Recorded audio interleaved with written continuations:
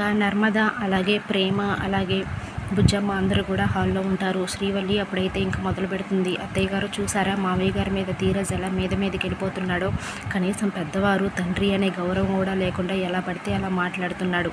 అందుకే కదా మావయ్య గారు కొట్టింది అని చెప్పేసి శ్రీవల్లి అనగానే ఒక్కసారిగా ప్రేమ ఇంకా ముందుకు వస్తుందన్నమాట.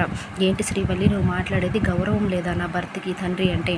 అయినా అది తండ్రి కొడుకులకు సంబంధించిన విషయం, నువ్వెందుకు ఇన్వాల్వ్ అవుతున్నావు? ప్రతి దాంట్లో కూడా పానకంలో పుడకలాగా ఎందుకలా ఇన్వాల్వ్ అవుతావు?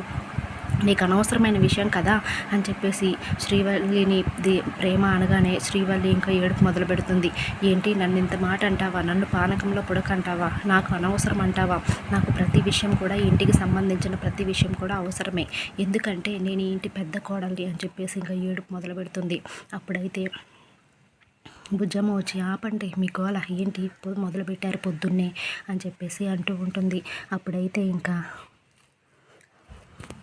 శ్రీవల్లిని అంటూ ఉంటుంది. నర్మద కూడా అంటూ ఉంటుంది అనమాట.